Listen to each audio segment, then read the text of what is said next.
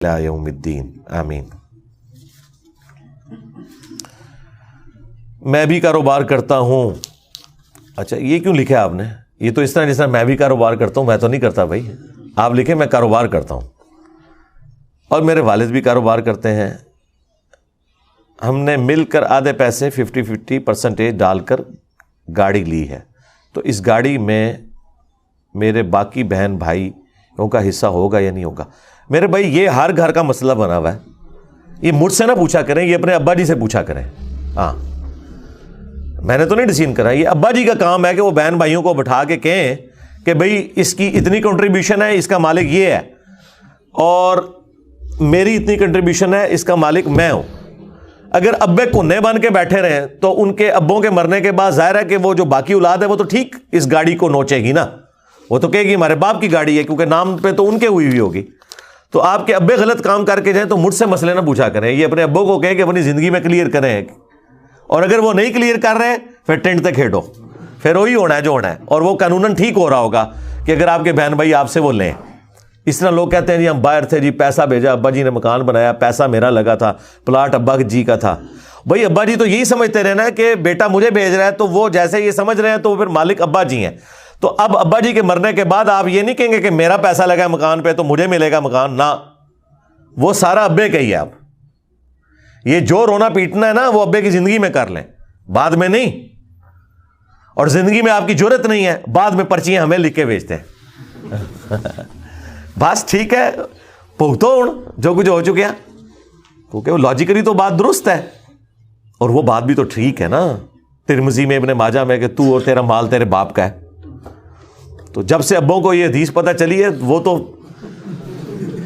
ہنسی خوشی چیزیں لیتے ہیں، وہ کہتے ہیں ٹھیک ہے بس ہمارا ہے۔ تو جب باپ کا مال ہو گیا ایک دفعہ، تو باپ کے مرنے کے بعد آپ یہ نہیں کہہ سکتے کہ اس مکان میں میرے اتنے لاکھ لگے تھے اور ابے نے اتنے لگائے تھے، اتنے مجھے سائڈ تھے کو، نہ ان جاؤ۔ کیا زکوٰۃ سال ختم ہونے کے بعد دینی ضروری ہے یا سال ختم ہونے سے ایک دن پہلے بھی دے سکتے ہیں؟ زکوٰۃ کا تعلق کوئی نمازوں والا نہیں ہے کہ آپ نے فجر کی نماز کا وقت داخل نہیں ہوا تو آپ فجر کی نماز نہیں پڑھ سکتے۔ زکوٰۃ آپ ایڈوانس بھی نکال سکتے ہیں، اس کے اوپر اجماع ہے۔ اگر پچھلے سال 4 رمضان کو زکوٰۃ دینی، اس سال 4 رمضان کو دینی یا 5 کو دیں، اور بھائی رمضان میں دیں، ربیع الاول میں دیں، وہ آپ کی مرضی ہے، بس سال میں ایک دفعہ زکوٰۃ نکالنی ہے، اور وہ سال لیونر ایئرز میں سے ہونا چاہیے، کیونکہ 36 سال کے بعد 10 دن کا فرق کر کے ایک سال فالتو بن جاتا ہے۔ سولر کا دن 365 کا ہوتا ہے اور لیونر 355 کا، اس لیے کہا جاتا ہے، ورنہ آپ جنوری رکھ لیں، بے شک دسمبر رکھ لیں، لیکن 36 سالوں میں ایک سال کا فرق چونکہ پڑ جاتا ہے، اس لیے پھر کہا جاتا ہے کہ آپ اسلامی مہینے رکھیں، اور اس میں بھی پریفریبل رمضان، اس لیے کہ رمضان میں ثواب زیادہ ہوتا ہے، پھر حساب کرنا بھی آسان ہے۔ ادروائز ضروری نہیں ہے کہ ایک بندہ آج ضرورت مند ہے، اب تو بائی چانس آج رمضان ہی ہے، ربیع الاول میں ضرورت مند ہے اور آپ رمضان تک 6-7 مہینے اس کا انتظار کریں گے، نہیں، آپ دے دیں اسے زکوٰۃ، جب اس کی ضرورت ہے اس کو آپ دیں، ایڈوانس بے شک نکال لیں، اپنے پاس نوٹ کر لیں۔ تو رمضان کا حساب اس لیے رکھا جاتا ہے کہ ذرا وہ رکھنا آسان ہے، تو سال میں آپ ایک دفعہ دیں، وہ آپ کی مرضی ہے، جب مرضی دیں۔ حساب بہرحال رمضان میں کیا کریں تاکہ آپ کو یاد ہو کہ رمضان کے آتے ہی انسان کئی اور چیزیں اپنی مینیج کر رہا ہوتا ہے نا، تو ہم تو پورا سال ہی زکوٰۃ نکالتے رہتے ہیں، ظاہر ہے کہ وہ قسطوں میں ہی دینی پڑتی ہے نا، یکمشت سال کے بعد آپ کو نکالنی پڑ جائے تو بڑا مشکل ہے، لیکن اگر ہر مہینے آپ نکالتے جائیں تنخواہ کے ساتھ ساتھ تو پھر آپ نکال سکتے ہیں۔ سپوز ایک بندے کی 1 لاکھ تنخواہ ہے، وہ سال کے بعد 1 لاکھ کیسے نکالے گا؟ اس کی بجائے وہ 1 لاکھ اگر اس کی زکوٰۃ بنتی ہے تو وہ اس کو 12 مہینوں میں 8-9 ہزار کر کے ڈیوائڈ کرے تو آسانی سے دے سکتا ہے۔ نبی صلی اللہ علیہ وآلہ وسلم کی شروع کی 40 سالہ زندگی میں ایسے کون سے معاملات تھے جس نے ان کے اعصاب کو اتنی مشکلیں برداشت کرنے کے قابل بنا دیا؟ اس کے ساتھ کوئی ایسا تعلق نہیں ہے۔ نبی علیہ السلام نے مشکل زندگی ضرور گزاری ہے، لیکن اتنی بھی مشکل نہیں تھی۔ آپ ظاہر ہے کہ آپ کے جو دادا تھے وہ مکے کے سردار تھے، کوئی عام انسان تو نہیں تھے آپ۔ یہ ضرور ہے، بخاری مسلم میں آیا کہ نبی علیہ السلام نے فرمایا کہ میں نے قریش کے لوگوں کی بھیڑ بکریاں بھی چرائی ہیں. اور وہ بخاری کے الفاظ ہیں کہ کوئی نبی ایسا نہیں ہے جس سے اللہ نے یہ کام نہ لیا ہو. اور بیسیکلی وہ انبیاء کی ٹریننگ ہوتی تھی, اس وجہ سے نہیں کہ ان کا کھانا پینا اس کے ساتھ جڑا ہوا تھا. مکے کے سردار کے گھر اولاد ہوئی ہے, اور وہ اولاد بھی ایسی ہے کہ جس کا باپ فوت ہو چکا ہے, تو وہ بڑے لاڈلے تھے. ابھی ایران والوں نے ایک فلم بنائی ہے محمد کے نام سے, وہ آپ دیکھیں تو اس میں آپ کو اندازہ ہوگا کہ دادا نے کیسا پیار کیا ہے نبی علیہ السلام کے ساتھ. تو وہ پریکٹس کروائی جاتی تھی کہ امت بھی بھیڑ بکریوں کی مانند ہے, شرارتی بھیڑیں بھی ہوں گی, شریف بھی ہوں گی, وہ ریوڑ سے علیحدہ ہو جائیں گی, انہیں کس طرح آپ نے ریوڑ کے اندر لے کے آنا ہے. تو یہ پریکٹس کروائی جاتی تھی انبیاء کو. بخاری میں الفاظ ہیں کوئی نبی ایسا نہیں ہے جس نے بھیڑ بکریاں نہ پالی ہوں. اس سے کوئی بھیڑ بکریوں کی فضیلت یا پالنے کی فضیلت نہیں ثابت ہوتی ہے, اور نہ اس سے کوئی نبی علیہ السلام کی کوئی غربت ثابت ہوتی ہے کہ آپ علیہ السلام نے اتنی غربت تھی کہ آپ کو بھیڑ بکریاں لوگوں کی چرانی پڑ گئیں, بلکہ یہ ایک پریکٹس کے ساتھ تھا. پلس نبی علیہ السلام کی آلموسٹ 25 سال کی عمر میں جب شادی ہو گئی ہے, تو مکے کی امیر ترین عورت کے ساتھ شادی تھی, سیدہ خدیجہ کے ساتھ. تو آپ اعلان نبوت کے بعد تو ضرور فقر کی زندگی میں گئے, اس سے پہلے تو آپ کا سٹینڈرڈ بہت بہترین تھا اپنے زمانے کے اعتبار سے. باقی یہ نبی علیہ السلام کے اعصاب کا مضبوط ہونا تو یہ گریجولی ہوا ہے. سورہ ہود میں ہے کہ ہم انبیاء کے واقعات آپ کے ساتھ اس لیے بیان کرتے ہیں تاکہ آپ کے دل کو مضبوط کریں. جب نبی علیہ السلام کو یہ اللہ تعالیٰ بتا رہا ہے کہ 950 سال تک نوح علیہ السلام نے تبلیغ کی ہے, سوائے چند لوگوں کے لوگ ایمان نہیں لے کے آئے, تو نبی علیہ السلام کو اپنے اعلان نبوت کے 13 سال تو کچھ بھی نہیں نظر آتے ہوں گے اس کے مقابلے پہ. ایک بندہ 950 سال تک تکلیف کاٹے اور 78 بندے مسلمان ہو, دوسرا بندہ 13 سال محنت کرے اور صرف 125 مسلمان ہو, تو وہ پھر بھی اس کو تسلی آئے گی یار 125 نے تو ایمان قبول کیا, نوح علیہ السلام تو 950 سال تک 78 بندے بھی نہیں ایمان لے کے آئے. تو حضور کا دل اس سے مضبوط ہی ہوتا تھا نا انبیاء کے واقعات سے. تو قرآن کے ذریعے اللہ تعالیٰ نے آپ کے اعصاب کو مضبوط کیا. یہ ایک غیبی تائید تھی, گریجولی آپ کے ساتھ یہ سارے معاملات ہوئے. باقی نبی علیہ السلام سخت دل کوئی نہیں تھے, یہ میں آپ کو بتا دوں. اعصاب ضرور مضبوط تھے, لیکن آپ انتہائی رقیق القلب تھے. چھوٹی چھوٹی بات پہ آپ کے آنسو نکل آتے تھے, اور وہ آپ کو اس پہ کوئی کنٹرول نہیں تھا. بخاری مسلم میں ہے کہ نبی علیہ السلام میں کنواری لڑکیوں سے زیادہ شرم و حیا تھی. آپ کو اگر کسی بات سے ناگواری ہوتی تھی تو آپ کے چہرے سے ہمیں پتہ چل جاتا تھا. یعنی نبی علیہ السلام اتنی کلین سلیٹ تھے کہ آپ اپنے چہرے کے ایکسپریشن بھی کنٹرول نہیں کر سکتے تھے.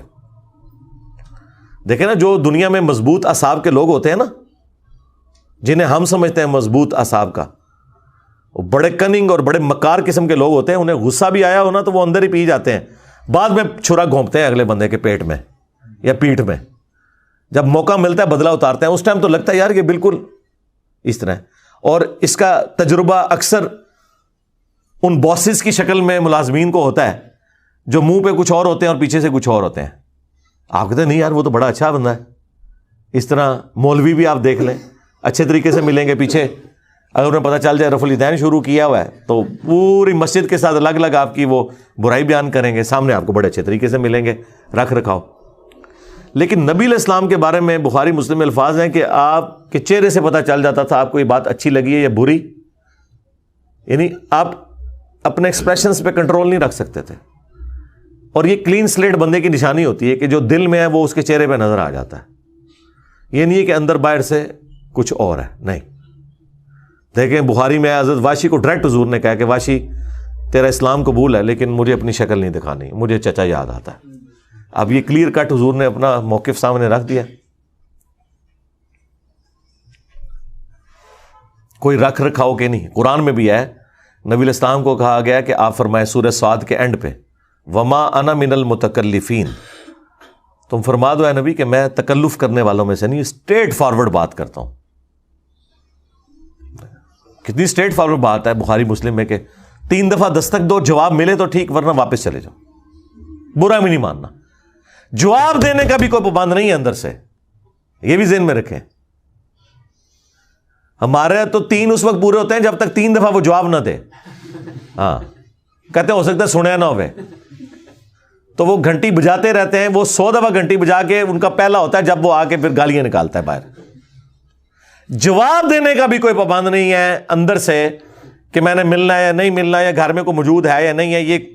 یہ آپ کا رائٹ ہے, اور میں الحمدللہ سنت پہ عمل کرتا ہوں.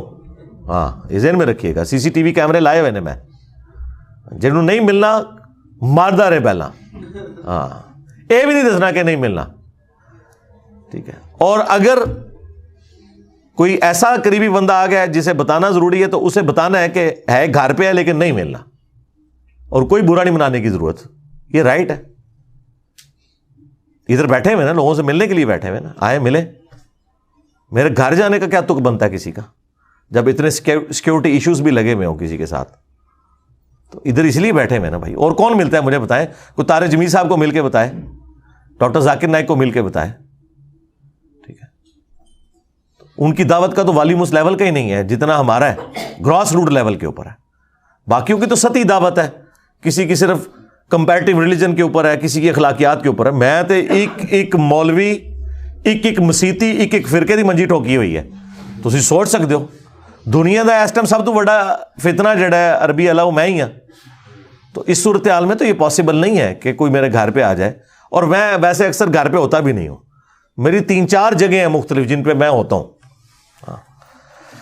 تو اس لیے نبی اسلام کی جو اعلان نبوت سے پہلے کی جو زندگی ہے اس کو اللہ تعالیٰ نے ایسا کوئی زیادہ ڈسکس بھی نہیں کیا, سوائے ایک چیز کے سورہ یونس میں کہ اے نبی تم ان سے فرماؤ میں اتنا عرصہ تم میں رہا ہوں, کیا تم نے پہلے مجھ سے کوئی ایسی بات سنی ہے جو اتنی حکمت کی باتیں میں اب کر رہا ہوں. تو یہ اس بات کا ثبوت ہے کہ مجھ پہ اچانک یہ کتاب نازل ہوئی ہے. اگر میں پہلے کوئی کسی شاعر کا شاگرد ہوتا, کسی فلاسفر کے پاس میں جاتا ہوتا, تو آپ لوگ میرے بارے میں سوچتے بھی کہ یار یہ شروع سے بڑی سیانی باتیں کرتا تھا, تو یقیناً یہ جو ہے نا وہ اس قسم کا کلام لکھ سکتا تھا. تو اللہ تعالیٰ نے سورہ یونس میں فرمایا کہ اے نبی تم ان سے فرماؤ میں نے عمر کا ایک حصہ تم میں گزارا ہے, کیا تم نے مجھ سے کوئی ایسی پہلے بات دیکھی ہے. پھر یہاں تک اس میں ساتھ آیا کہ اگر اللہ نہ چاہتا تو میں تمہیں اس پر مطلع بھی نہ کرتا, اور میں تو خود پابند ہوں اس وحی کا جو میری طرف آتی ہے. اور ساتھ یہ بھی کہہ دو انی اخاف ان عصیت ربی عذاب یوم عظیم, میں تو خود ڈرتا ہوں اس بات سے کہ اگر میں نے بھی اپنے رب کی نافرمانی کی تو بڑے دن کا عذاب مجھے بھی آ پکڑے گا. ہاں, وہ بالکل کلیئر کٹ بات کی گئی ہے. اس دعوت کے کام میں شخصیت پرستی سے عوام کو بچانے کے لیے آپ کیا کر رہے ہیں؟ میں ہی تو سب کچھ کر رہا ہوں جی, ہمیں تو کوئی نہیں بابا مانتا. تو ہم نے تو سب کچھ کیا ہے, وہ سب کچھ کیا ہے جو کرنا چاہیے. جب بھی کوئی عالم دین فیمس ہو جاتا ہے تو لوگ اس کی محبت میں ایکسٹریم پر چلے جاتے ہیں, اور ان علماء کو مرنے کے بعد ان کے ساتھ بالکل ٹھیک ہوتا ہے نا, وہ بت بنے ہوئے ہوتے ہیں نا, ان کے ساتھ ٹھیک ہوتی ہے, کیونکہ وہ اپنی کتابیں آپ کو لکھ کے دے کے جاتے ہیں نا, المہند اور اسام الارمین. میں نے تو کوئی کتاب نہیں آپ کو لکھ کے دی ہے. میرا تو کوئی بھی لیکچر اپلوڈ ہوتا ہے تو سائڈ پہ بخاری مسلم اور نیچے آیات ڈسپلے ہوتی ہیں.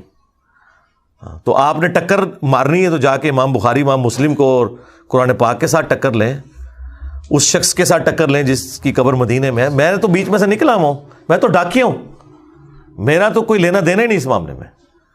اللہ کی طرف سے جو وحی نبی علیہ السلام پہ نازل ہوئی اور آپ نے ختم نبوت کی برکت سے وہ کام امت کو شفٹ کیا, ہم وہ تعلیمات بولی بالی امت تک پہنچا رہے ہیں. باقی علماء اس لیے کلٹ بنتے ہیں, وہ فرقے بناتے ہیں, مدرسے بناتے ہیں, چندہ بوک بناتے ہیں, اور کہتے ہیں فلاں کے پیچھے نماز ہوگی, فلاں کے پیچھے نہیں ہوگی, فلاں نہیں ہمارے پیچھے ہوگی, باقیوں کے پیچھے نہیں ہوگی, اور جنت میں ایک فرقہ جائے گا وہ یہ والا ہوگا, باقی سارے جہنمی ہیں. تو ہم میں تو کوئی ایسی بات موجود نہیں ہے. ٹھیک ہے, اس کے اوپر میں کافی دفعہ بول چکا ہوں. آپ جا کے یوٹیوب پہ لکھیں انجینئر نے ایک نیو فرقہ بنا لیا, یہ لکھیں تو تب بھی آپ کے سامنے آ جائے گا. پچھلے دنوں بھی میری ایک ویڈیو اپلوڈ ہوئی ہے اقامت دین, اس میں نے یہ ساری باتیں کی ہیں بھائی, اور وقتاً فوقتاً یہ باتیں کرتا رہتا ہوں. تو شخصیت پرستی تو وہاں آتی ہے جہاں شخصیت کی تعلیمات ہو. ہمارے اسٹوڈنٹس آپ سے یہ نہیں کہیں گے کہ علی بھائی نے یہ کہا ہے, یہ وہ کہہ سکتے ہیں ابھی بھی اور بعد میں بھی کہ علی بھائی کا اس بارے میں موقف ہے, فلاں ویڈیو میں انہوں نے حدیث دکھائی ہوئی ہے. آپ لوگ یہ نہیں کہہ سکتے کہ احمد بریلوی کا یہ موقف ہے, فلاں جگہ اس نے حدیث دکھائی ہوئی ہے، اشرف تھانوی کا یہ موقف ہے، فلاں جگہ اس نے آیت کوٹ کی ہوئی ہے اور وہ آیت ویسے ہی ہے. آپ لوگ نہیں یہ کر سکتے.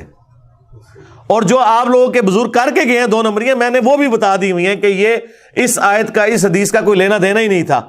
آدھے آدھے ٹکڑے اٹھا کے آپ کو بتائے ہوئے ہیں، وہ میں نے سارا ان کو ننگا کر دیا. اس ذہن میں رکھیے گا، ہمارے اسٹوڈنٹس یہ کان کھول کے بات سن لیں کہ ہمارے اس پلیٹ فارم کی برکت صرف اتنی نہیں ہے کہ اس کا قد کاٹ سارے فرقوں سے بڑا ہو گیا دعوت کے حوالے سے، بلکہ یہ ہے کہ اس نے باقیوں کی کریڈیبلٹی بھی ختم کر دی ہے. اب باقی آیت بھی بیان کریں، لوگ کہتے ہیں پتہ نہیں یہ ہے بھی ہے کہ نہیں آیت. یہ ہے کامیابی ہماری کہ انہیں ننگا کر دیا کہ دکھاؤ کہاں لکھا ہوا ہے. لوگ کہتے ہیں انجینئر صاحب اسٹوڈنٹس پیدا کریں تاکہ وہ آگے کام لے کے چلیں. سرکار آگے تو جو کام انہوں نے لے کے چلنا ہے وہ میں نے اپنی زندگی میں خود ہی اللہ نے مجھ سے کروا دیا. وہ کام کیا لے کے چلنا ہے کہ آپ نے امت کو ٹرانسفارم کرنا ہے کہ وہ بابوں سے ٹوٹ کے رسول اللہ کے ساتھ جڑے. تو پوری امت جڑ گئی ہے. چھوٹے چھوٹے بچے کہہ رہے ہیں کہ بابے تشائی کوئی نہیں. ہاں وہ کہہ رہے ہیں بخاری میں لکھا ہے، مسلم میں لکھا ہے، تو بس ہم نے اپنے حصے کا کام کر دیا. The damage has been done. اس کے آگے اور کیا کرنا ہے؟ اس کے آگے آپ بتائیں نا کہ یہ ہونا چاہیے. وہ تو پہلے ہی ہو گیا. نہ آپ کے بچوں کو اسکول جانا پڑا، نہ کسی مدرسے میں داخلہ لینا پڑا. آپ کی چٹی داڑھی والے ابوں کو جو پوری زندگی سمجھ نہ آئی، بابوں کے پاس علماء کے پاس بیٹھ کے آپ کے چھوٹے چھوٹے ٹینیجر بچوں کو وہ بات سمجھ بھی آ گئی، بلکہ انہوں نے نت ڈالی ہوئی ہے بڑے بابوں کو. اس سے بڑی اور کیا تبدیلی ہوتی ہے؟ اس سے اگلا ورژن کوئی ہے تو وہ بتائیں، وہ میں کر دیتا ہوں. آخری ورژن یہی ہوتا ہے نا کہ ٹرانسفارم ہو جائے پورے کا پورا معاملہ. مدارس کس لیے بنائے جاتے ہیں؟ ٹرانسفارم کرنے کے لیے، کہ ایسے بندے تیار کیے جائیں جو آگے وہ فکر لے کے چلیں. ہم فکر کیا فکر لے کے چلنی ہے، اگلوں کی فکر پہلے ہی بدلی جا چکی ہے. تو فکر لے کے چلنے والے لوگ نہیں، آپ فکر بدلنے والے لوگ ہیں. نہ یقین ہے تو میمز دیکھ لیں کس طرح مذاق، اور یہ مذاق جینون ہے، یہ سنت ہے.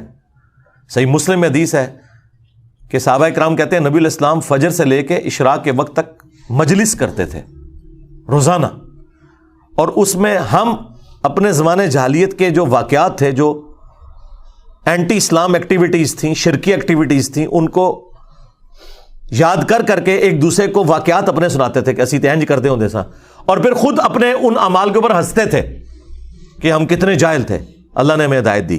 اور نبی علیہ السلام بھی ہمارے واقعات کے اوپر مسکرا دیتے تھے. ظاہر جب حضور بھی کو بات سن رہے ہیں کہ یار یہ اتنے گئے گزرے تھے، ٹھیک ہے، کہ جب بجلی چمکے تو وہ بابا فرید کو یاد کریں کہ اس نے لوٹے میں بجلی بند کر دی تھی. سرکار بابا تو ہے جنہیں سارے بابے لوٹے چ بند کرتے ہیں. ہاں او بابا سب تو بڑا بابا ہوا ہے، ٹھیک ہے نا. تو اس طرح کے بابے تو کاش سارے ہوتے کہ جو لوگوں کو قرآن بخاری مسلم سے جوڑتے، ٹھیک ہے. تو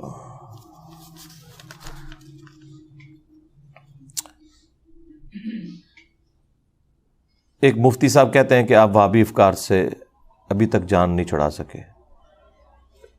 کوئی بات تو انہوں نے کی نہیں ہے، کوئی بات ہوتی تو میں جواب دے دیتا. یہ تو اس قابل ہی نہیں کہ ہم اس بات کو جواب دیں. وہ بات کریں نا کہ فلاں فکر ایسی ہے، قرآن حدیث میں یوں لکھا ہوا ہے، اور انجینئر صاحب اس فکر پہ چل رہے ہیں قرآن حدیث کو چھوڑ کے.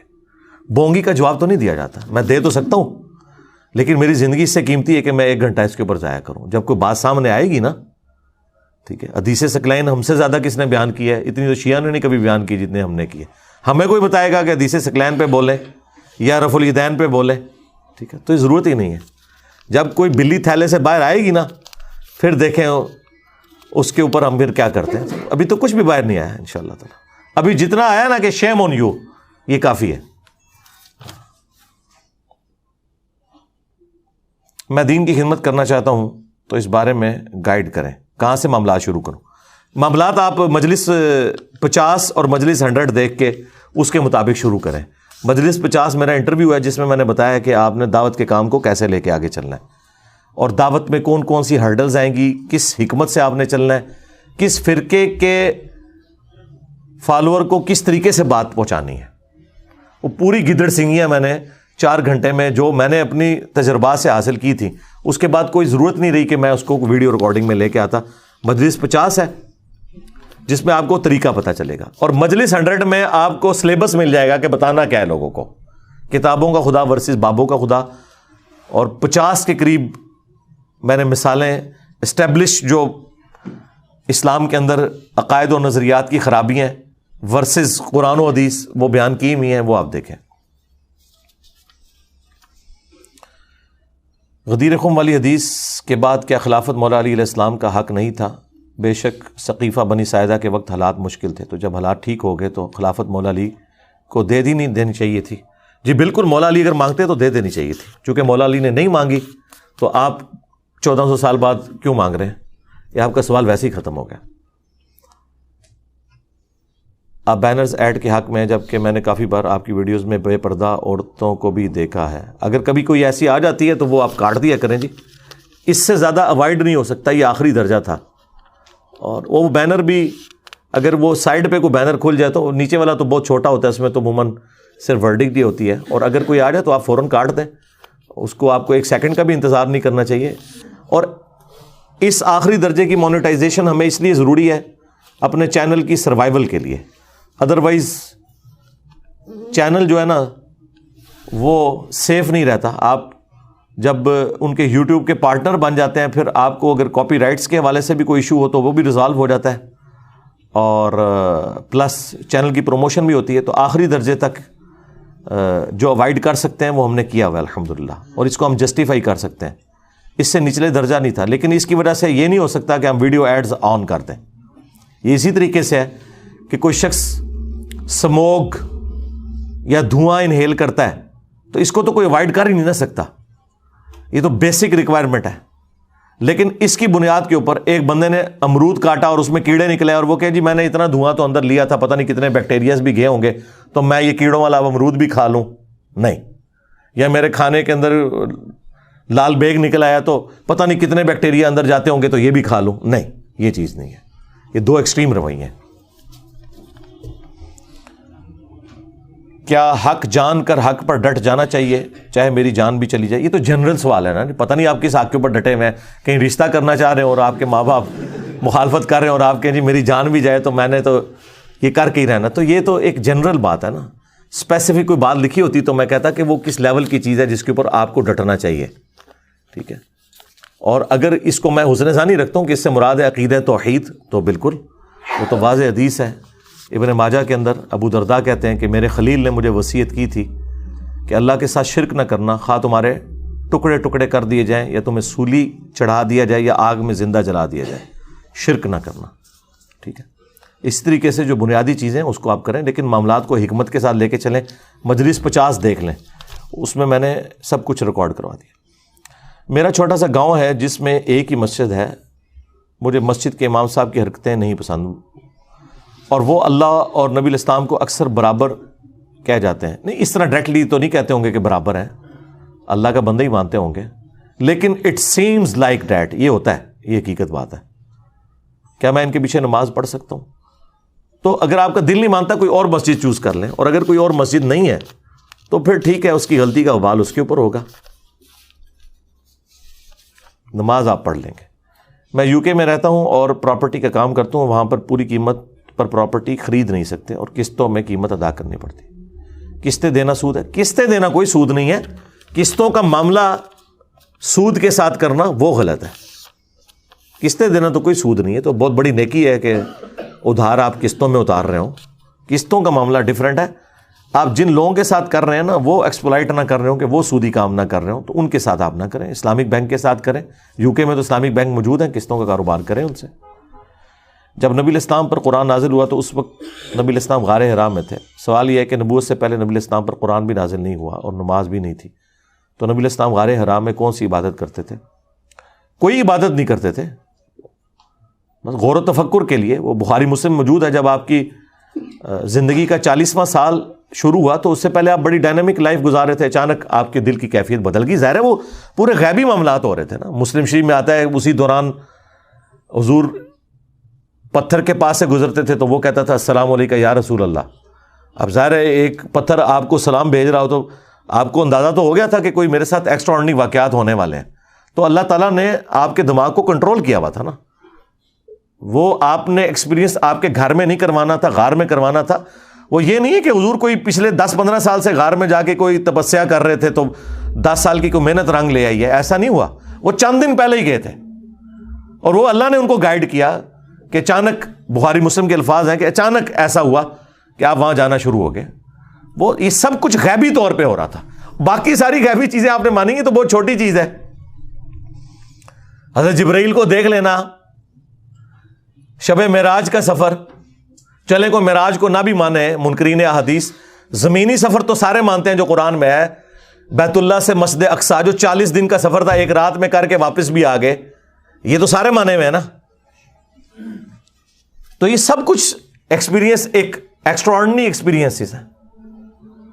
تو ظاہر ہے کہ انبیاء کے ساتھ اس سے بڑھ کر قرآن میں آیا کہ حضرت عیسیٰ علیہ السلام کی والدہ جب حضرت عیسیٰ کو اٹھا کے لائی ہیں, ایک دن کا بچہ, اور وہ کہہ رہا ہے جی مجھے اللہ نے کتاب دی ہے, میں پیغمبر ہوں, سلام ہو اس دن پر جس دن میں پیدا ہوا, جس دن میں مروں گا, جس دن میں اٹھایا جاؤں گا, اور مجھے اللہ تعالیٰ نے اپنی والدہ کے ساتھ حسن سلوک کرنے والا بنایا. اب یہ ایک دن کا بچہ یہ باتیں کرتا ہے, تو ایک غیبی معاملہ تھا, یہ بھی غیبی معاملہ ہوا. اور اس میں جو آپ کے لیے پھکی ہے نا, وہ یہ ہے کہ بخاری مسلم میں ہے کہ حضرت ختیجہ حضور کو ٹفن میں کھانا باندھ کے دیتی تھی. آپ کے بابے جو ہیں وہ کئی سال تک بغیر کھائے پیے زندہ رہے ہیں. حضور ایک دن کے لیے بھی اپنا جو ہے نا کھانا باندھ کے لے کے جاتے تھے. اب آپ دیکھ لیں, پھر ہم کیوں نہ کہیں کہ میرے نبی سا ہے ہی کوئی نہیں, تیرے بابے تھے شے ہی کوئی نہیں. اگر حضور ٹفن میں کھانا لے کے جاتے تھے تو یہ بابے کس طرح دعویٰ کرتے ہیں کہ کھاتے نہیں ہو. کہتے ہیں جی وہ ایک پیر وہاں بیٹھا ہوا تھا جی, وہ ننگا مر گیا, وہ کہتے ہیں جی بابا درکا جی 30 سال تک کچھ کھادا پیتا نہیں ہے. اس کے نیچے ہی ایک بندے نے کامنٹس کیے کہ میں اسی گاؤں کا رہنے والا ہوں, میں نے اس کو درجنوں نہیں سینکڑوں دفعہ کھاتے پیتے ہوئے دیکھا ہے. یہ جھوٹ بول رہے ہیں.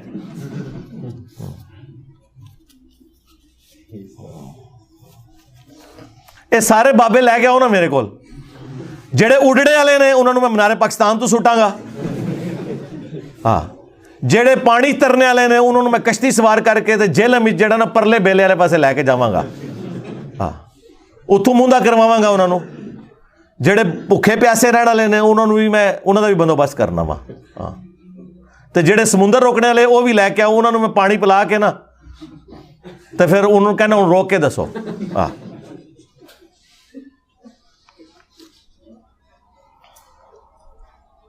سینہ بسیلہ علم کیسے ٹرانسفر ہوتا ہے, وہ لکھا ہوا ہے نا انہوں نے, بزرگوں نے, حکایات اولیاء میں. ٹھیک ہے نا جی, چھوڑ دو, میری زبان نہ آپ کھلوائیں. سینہ بسینہ علم کیا ٹرانسفر, سینہ بسینہ کوئی علم نہیں ہے جی. علم وہی ہے جو قرآن و سنت میں.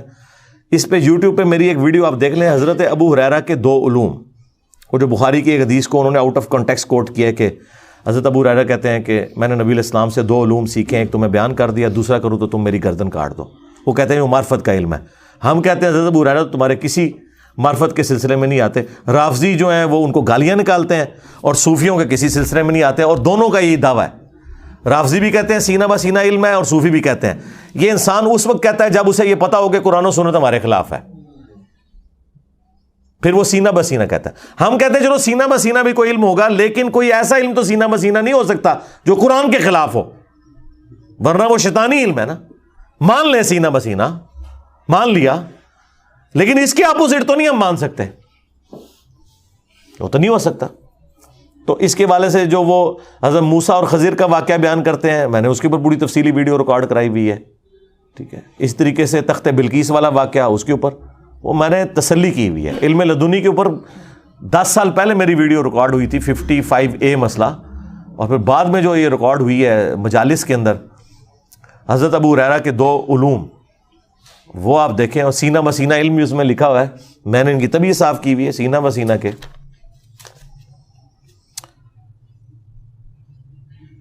حدیث میں ہے کہ جب نبی علیہ السلام کا انتقال ہوا تو اس وقت یہودی کے پاس 30 سا جو کے بدلے گروی رکھی تھی حضور کی ذرا. جی ہاں, عام طور پر یہودی سود پر لین دین کاروبار کرتے ہیں. سوال یہ ہے کہ دور نبی میں مسلمان یہودیوں سے لین دین کرتے, مسلمانوں کے ساتھ تو وہ سودی لین دین کرتے ہوتے تو ظاہر انہوں نے نہیں کرنا تھا. آپ نے خود سے رزلٹ تو نہ نکالیں. عام طور پہ یہودی سودی لین دین ادر دین یہودیوں کے کرتے ہیں, یہودی سے نہیں کرتا. ہاں, یہ ان کے تالمود میں لکھا ہوا ہے کہ یہودی سے نہیں لے کے سود کھا سکتا, جینٹائل سے لے کے کھائے گا. اسی لیے اسرائیل میں جو بینک ہے نا وہ سودی نہیں ہے, وہ منی اگینسٹ گڈز والے ہیں، اسلامک بینکنگ ہے جسے ہم اسلامک کہتے ہیں. ویسے تو اسلام سے پہلے بھی وہ بینکنگ ایگزسٹ کرتی تھی. منی اگینسٹ گڈز یعنی اشیاء کے بدلے میں پیسہ، پیسے کے بدلے پیسہ نہیں. تو نبی علیہ السلام کی زرہ گروی رکھی ہوئی تھی، اس میں کہیں موجود نہیں ہے کہ وہ جو گروی رکھی ہوئی تو نبی علیہ السلام کو سود ادا کرتے تھے. وہ بس گارنٹی کے طور پر تھا، تو قرض حسنہ کے طور پر تھا، اس کے گروی ہونے کے عوض. سود کا کوئی ذکر نہیں ہے. تو جب ذکر نہیں ہے تو آپ خود سے اس میں نہیں داخل کر سکتے. بچپن میں اگر عقیقہ نہ کیا گیا ہو اور ابھی عقیقہ کرنے کی استطاعت نہ ہو تو پھر کیا حال ہے؟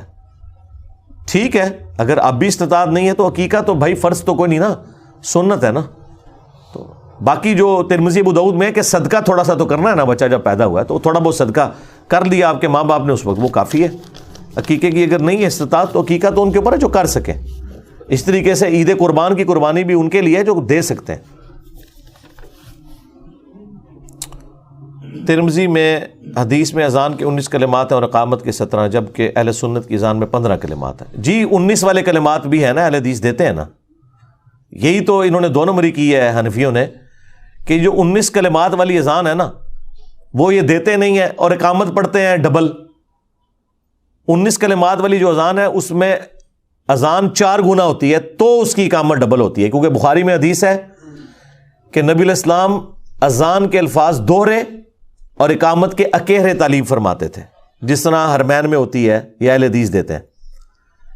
لیکن حنفی ترمذی اور ابو داؤد سے لے آتے ہیں کہ نبی علیہ السلام نے اقامت کے جو کلمات ہیں وہ 17 تعلیم فرمائے اور وہ ڈبل والی اقامت ہے. لیکن سال لکھا ہوا ہے اذان کے 19 ہوتے تھے. وہ اذانیں ترجیح ہوتی تھی ریپیٹیشن والی، اس میں اشہد ان لا الہ الا اللہ 4 دفعہ کہا جاتا ہے، اشہد ان محمد رسول اللہ 4 دفعہ کہا جاتا ہے. تو جب وہ 4 دفعہ ہوگا پھر اذان ہوگی ڈبل. تو اب اس کی اقامت جب اکیلی ہوگی تو وہ حنفیوں والی اقامت ہوگی. حنفیوں نے 2 نمبری کیا کی ہوئی ہے، اقامت یہاں سے اٹھائی ہوئی ہے اور اذان اور جگہ سے اٹھائی، اذان بھی پھر اتر ہی چکو نا.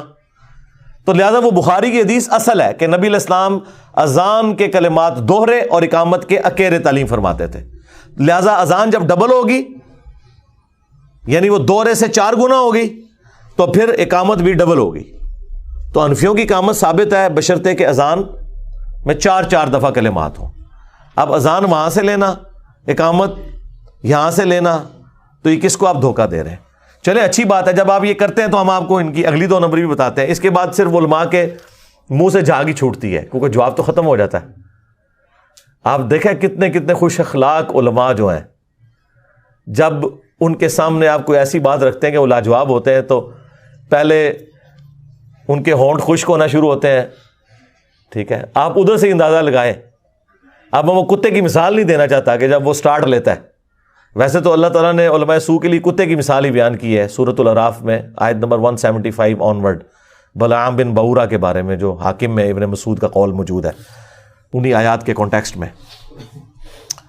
تو وہ آہستہ آہستہ آپ دیکھیں پھر وہ غرانا شروع کرتے ہیں اور پھر اس سے پہلے کہ آپ پہ جھپٹ پڑیں تو آپ، یہ تو قرآن میں بھی اللہ تعالیٰ نے فرمایا کہ نبی جب قرآن کے سامنے پڑھتے ہو تو قریب ہے کہ تم پر جھپٹ پڑے. ٹھیک ہے، ظاہر برا لگتا ہے نا وہ اپنے نظریات کے خلاف بات سننا، اور اگر ان کی قسمت میں ہدایت ہوگی تو کبھی برا نہیں لگے گا. اللہ کا شکر ادا کریں گے. اچھا دنیا میں ایسے ہی کرتے ہیں. آج تک کبھی ہوا ہے کہ دن کے وقت آپ کے موٹر بائک کی ہیڈ لائٹ آن ہو اور کوئی شخص آپ کو راستے میں اشارہ کرے اور آپ موٹر سائیکل کھڑے ہو کے انہوں کہتے میری مرضی؟ نہیں، آپ فوراً ہیڈ لائٹ کو آف کرتے ہیں اور اگر زیادہ آپ کرٹسی والے ہوئے تو اس کا شکریہ بھی ادا کر دیں گے. لیکن آپ کسی کی نماز کی عقیدے کی غلطی نکال کے بتائیں تو آڈی ہیڈ لائٹ نہ انہوں نے آف کر دیتی.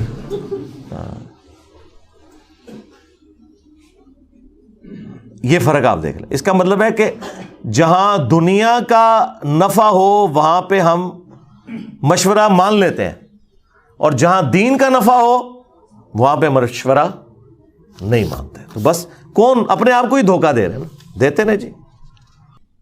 امام کے پیچھے نماز میں غلطی ہو تو کیا کریں؟ کچھ بھی کرنے کی ضرورت نہیں ہے. امام کے پیچھے کون سی ایسی آپ نے غلطی کر دی ہے، وہ غلطی معاف ہے، کوئی سجدہ صاحب نہیں ہے.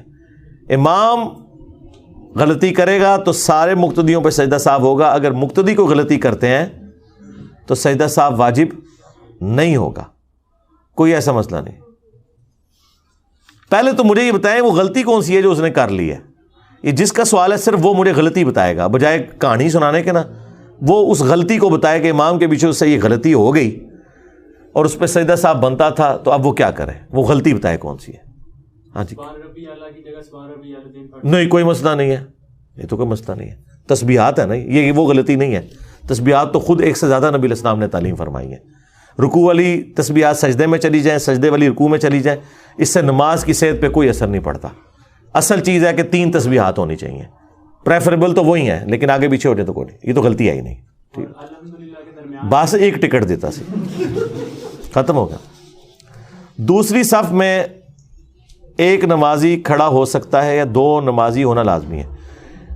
ابو داؤد میں حدیث موجود ہے، نبی علیہ السلام نے اکیلے صف میں نماز پڑھنے سے جماعت میں منع فرمایا ہے، اس کے لیے آپ اگلی صف سے ایک بندے کو پیچھے کر لیں، بشرطے کہ اس کو مسئلہ پتہ ہو، یہ نہ ہو کہ وہ پیچھے آئے تھے تو انہوں لے کے مسجد باہر نکل جائے، ٹھیک ہے۔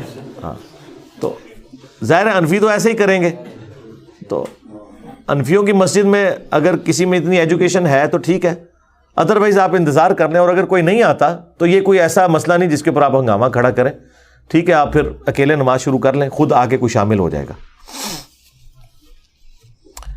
عید اور رمضان کے چاند میں تاخیر سے بتانے کی کوئی سائنٹیفک وجہ؟ یہ تو وہی بتا سکتے ہیں، انہوں نے یہ نہیں کہا کہ چاند لیٹ نظر آیا، اناؤنسمنٹ لیٹ ہوئی ہے نا، شہادتیں اکٹھی کر رہے ہوں گے، اس میں تو پنجاب میں بھی آیا، چلیں اگر یہ صرف کے پی میں ہوتا تو آپ کہتے کہ کوئی پہلے کی طرح کوئی تماشا لگ گیا، وہ تو بھاولپور اور باقی جگہوں کا بھی ذکر کر رہے ہیں۔ تو ہاں اگر وہ کہیں کہ رات کو 10 بجے ہم نے چاند دیکھا ہے، تو میں نے تو نہیں سنا کہ رؤیت ہلال کمیٹی نے کہا ہو کہ ہم نے رات کو چاند دیکھا ہے، اناؤنسمنٹ لیٹ کی ہے انہیں، ایسا نہیں ہونا چاہیے تھا، اناؤنسمنٹ ٹائم پہ کرنی چاہیے تھی۔ والد صاحب کو رفع الیدین پر کس طرح کنونس کریں جبکہ والد صاحب کا احترام بھی ضروری ہے؟ والد صاحب کو بتائیں کہ عبد القادر جیلانی رفع الیدین کرتے تھے، جن کا مرتبہ انبیاء سے بھی زیادہ ہے آپ کے بابوں کے نزدیک۔ ہاں وہ میاں محمد بخش کے کلام کے اندر لکھا ہوا ہے سیف الملوک میں کہ نبیاں تے جدوں اوکھت آئی تے روح میراں دا پہنچا۔ ہاں وہ کہتے ہیں نبیوں پہ جب مشکل وقت آتا تھا تو عبد القادر جیلانی کی روح وہاں پہنچتی تھی مدد کے لیے۔ ہاں جی، یہ سیف الملوک میں لکھا ہوا ہے، کسی کی جرت نہیں ہوئی ہے کہ اس کے اوپر فتویٰ دے۔ مفتی احمد یار خان نعیمی کے بیٹا اقتدار نعیمی، ان کو جب کسی نے لکھ کے بھیجا تو انہوں نے کہا یہ کلمات کفر ہیں، ٹھیک ہے، اور انہوں نے کہا ہم یہ امید کرتے ہیں اللہ سے کہ یہ بعد میں کسی نے داخل کر دیے ہوں گے، یہ ان کے نہیں ہوں گے۔ چلو ٹھیک ہے یار، اتنا بھی بالکل ہی نہ کرو، ٹھیک ہے، ٹھیک ہے، لیکن وہ تو اس نے کہا ہے، باقی تو وہ پڑھتے ہیں، مانتے ہیں ان کا کلام ہے۔ تو بات یہ ہے کہ انہوں نے یہ سارے کام ڈالے ہوئے یار، سیدھی سی بات ہے۔ کلمی نسخے یار لوگوں کی کتابوں کے موجود ہیں، اب پیر میل شاہ صاحب کی کتابوں میں جو جو شرکیہ باتیں لکھی ہیں، ان کو تو فوت ہوئے ابھی 100 سال نہیں ہوئے، 1937 میں فوت ہوئے ہیں، ان کی کتابیں کلمی نسخے موجود ہیں، سیاہی بھی خشک نہیں ہوئی ہوئی ہے، وہ ساری باتیں لکھی ہوئی ہیں، کون کہہ سکتا بیچ میں شامل کر دیا؟ بس اسی طریقے پردہ ڈالنے کے لیے ہم بھی کہہ دیتے ہیں چلو ٹھیک ہے یار ایک بینیفٹ دے دیں، ہمیں تو کوئی فرق نہیں پڑتا۔ تو اس طرح کی جو باتیں لکھی ہیں نا میرے بھائی، تو وہ والد صاحب کو بتائیں کہ عبد القادر جیلانی تو رفع الیدین سے نماز پڑھتے تھے، پیرانے پیر۔ پھر اگلی وہ بات کرتے ہیں جی وہ عملی سن، تو تسی کیوں انفی ہو؟ تہاڈی انفیت ہی چھڑا دی تھی، تسی مر گئے، سمجھ لو عیسائی کٹ کر دیتا نا انہاں دا، کیونکہ یہ مر جائیں گے رفع الیدین نہیں کریں گے، یہ ان کی موت ہے رفع الیدین، ان کی انفیت چھڑا دیں تو آدھے مسلمان ویسے ہی ہو جائیں گے۔ یہ یعنی مسلمان سے مراد وہ کفر اسلام والا نہیں، یعنی پکے والے مسلمان، ایک سٹیپ طے ہو جائے گا۔ تو انہیں کہا آپ کیوں ہیں؟ پیرانے پیر کو زیادہ نماز کا پتہ تھا یا آپ کو پتہ ہے؟ اور جس پیر کی نماز ہی صحیح نہیں ہے وہ پیرانے پیر کدھر سے ہو گیا؟ اور آخری بات جو پکی والی ہے کہ یہ تو کہتے ہیں بزرگوں کو علم غیب ہے، تے عبد القادر جیلانی علم غیب تے چھڑ دو، انہوں یہ نہیں سی پتا کہ نماز کا طریقہ کیا ہے نبی علیہ السلام کا، جنہوں نماز ہی نہیں پتا انہوں علم غیب کتوں ہونا ہے؟